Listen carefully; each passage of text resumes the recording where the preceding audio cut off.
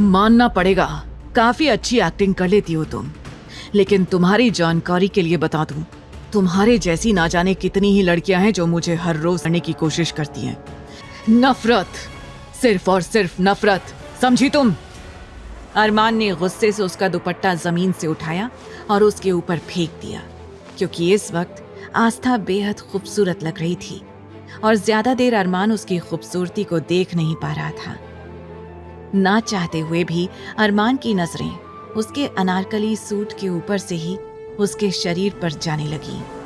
अरमान ने जैसे ही आस्था के ऊपर उसका दुपट्टा फेंका, आस्था तुरंत आंखें खोलकर खड़ी हो गई और डरते हुए बोली, आप जल्दी से कपड़े पहनकर नीचे आ जाइए, दादाजी आपको बुला रहे हैं। ये कहकर आस्था उल्टे पांव वहां से भाग गई।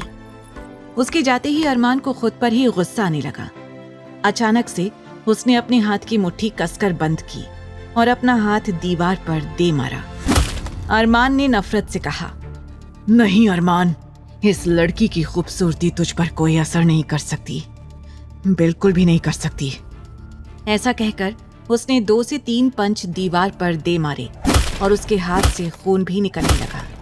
उसने तुरंत अपने उस हाथ को रुमाल से बांध लिया, क्योंकि वो नहीं चाहता था कि दादाजी उसके हाथ से निकलता हुआ खून देख लें और कोई सवाल करें। फिर अरमान अपना डिजाइनर सूट पहनकर नीचे जाने के लिए तैयार हो गया। वहीं आस्था सीधा दौड़कर नीचे हॉल में आ गई। आज अरमान ने एक बार फिर उसकी सेल्फ रिस्पेक्ट को चोट पहुंचाई थी, जो उसकी धड़कन तेज कर गया था। खुद को रिलैक्स करने की कोशिश करते हुए आस्था गहरी और लंबी सांस लेने लगी। आस्था को इस तरह से घबराए हुए देखकर सभी के चेहरे पर फिक्र दिखाई देने लगी। आकाश ने फिक्र से पूछा, क्या बात है भाभी, आप ठीक तो है ना? दादाजी भी फिक्रमंद होकर पूछने लगे, क्या बात है बेटा, क्या फिर से कोई चूहा आ गया तुम्हारे कमरे में? अब आस्था को वो कड़वी बातें याद आने लगी जो कुछ देर पहले अरमान ने उससे कही थी। उसे अब अरमान से और भी ज्यादा नफरत और गुस्सा महसूस होने लगा। आस्था ने खुद के इमोशंस को कंट्रोल करते हुए शांत लहजे में कहा, नहीं नहीं दादाजी, कहीं नाश्ता ठंडा ना हो जाए, इसीलिए हम भागते हुए आए हैं, इसीलिए हम हाफ रहे हैं। दादाजी ने आस्था के पीछे देखने की कोशिश की और सवाल किया, लेकिन बेटा अरमान तो आ रहा है ना? अभी आस्था दादाजी को कुछ जवाब देने ही वाली थी कि तभी पीछे से अरमान की आवाज आई, यस दादाजी।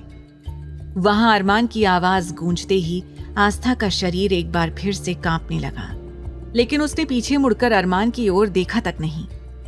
अरमान के आने के बाद दादाजी खुश होकर बोले, मेरा बच्चा तू आ जा, हमारे साथ नाश्ता कर। आज आस्था बेटी ने बहुत सारा नाश्ता अपने हाथों से बनाया है, तुझे ये सब जरूर पसंद आएगा। अरमान डाइनिंग टेबल तक आ गया था। तभी आहान ने मुंह बनाते हुए कहा, भाभी और कितना वेट करेंगे, अब तो अरमान भाई भी आ गए हैं। आस्था आगे बढ़ी और सबसे पहले दादाजी को नाश्ता परोसने लगी। दादाजी मुस्कुरा कर बोले, बच्चा हम अपने आप ले लेंगे, तुम पहले इन सबको सर्व कर दो।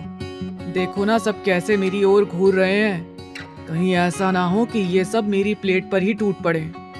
आस्था मुस्कुरा दी। वहीं अरमान गहरी नजरों से आस्था को ही घूर रहा था। जिस तरह से आस्था आज उसके कमरे में अचानक आ गई थी, उस वजह से उसे रह रह कर आस्था पर गुस्सा आ रहा था। अपने हाथ में पकड़े चम्मच पर उसकी पकड़ मजबूत हो गई। आस्था ने सबको नाश्ता सर्व करना शुरू किया। सभी काफी खुश थे। तभी दादाजी बोल पड़े, बेटा अरमान को भी दो। अब तो आस्था की जान हलक तक आ गई।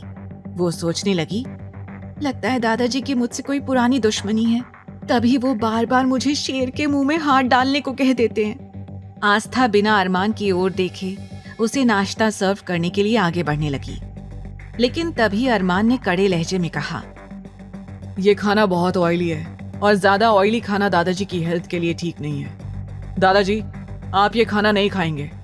फिर अरमान ने किचन की ओर देखकर आवाज लगाते हुए कहा, रमेश काका कहाँ हैं आप? और ये सब क्या है? इतना ऑयली फूड दादाजी खाएंगे क्या? क्या आपको नहीं पता दादाजी अभी अभी हॉस्पिटल से आए हैं? उनके लिए ये खाना बिल्कुल भी सेफ नहीं है। आगे की कहानी जानने के लिए देखें अगला एपिसोड सिर्फ पॉकेट एफएम के यूट्यूब चैनल पर। और तेरे इश्क में के सारे एपिसोड्स को सुनने के लिए डिस्क्रिप्शन में दी लिंक से डाउनलोड करें पॉकेट एफएम ऐप।